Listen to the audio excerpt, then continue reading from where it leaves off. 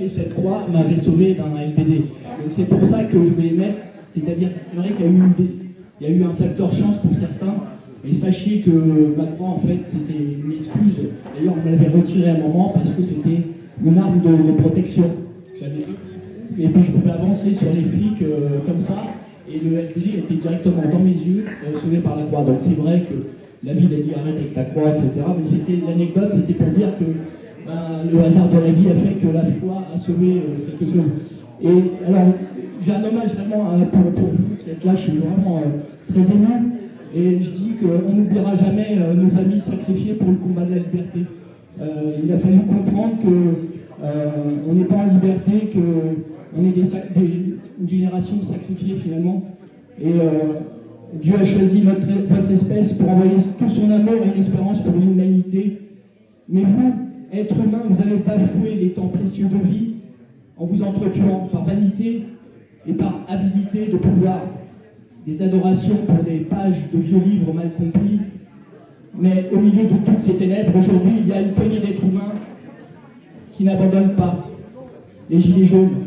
Même si beaucoup d'entre eux pensent qu'il n'y a plus d'espoir, les gilets jaunes ont été l'espoir de beaucoup et ont aidé à donner cette énergie. La poignée d'humains qui comprend que perdre sa route est l'occasion d'en poursuivre une autre meilleure. Nous sommes là depuis 3 ans, depuis plus de 3 ans, dans des manifestations et nous rentrons dans l'histoire. Grâce au livre des Gilets jaunes, sachez que j'ai aussi aidé un peu à ma manière le livre des Gilets jaunes, comme d'avoir trouvé cette salle la première fois pour le faire connaître. Nous avons duré parce que nous étions dans la paix et sans violence. Mais malgré ça, il y a eu 3800 personnes, des manifestants, des passants qui ont été blessés, dont 94 graves, dont 14 qui ont perdu un œil. Et il faut dire aussi, il y a eu 1500 du côté des forces de l'ordre. 152 blessés à la tête, 17 éborgnés et 4 mains arrachées, 2 morts par crise cardiaque et un mort au flashball. En même temps, il faut savoir qu'on a donné le reflet au Chili de faire des manifestations. Ils ont commencé le 14 octobre 2019. Eux, c'était pour l'augmentation du prix du ticket de métro. Nous, c'était l'essence.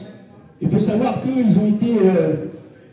il faut aussi penser à ce qui s'est passé ailleurs. Chez eux, il y a eu 42 morts, 12 femmes violées, 121 disparus et des milliers de blessés, des témoignages de torture. Une révolution, en fait, peut être gagnée dans la paix ou dans la violence. Mais à quel prix? La loi de la vie, excusez-moi, je reparle de Dieu qui nous a donné le libre arbitre et vous donne le choix, un choix décisif.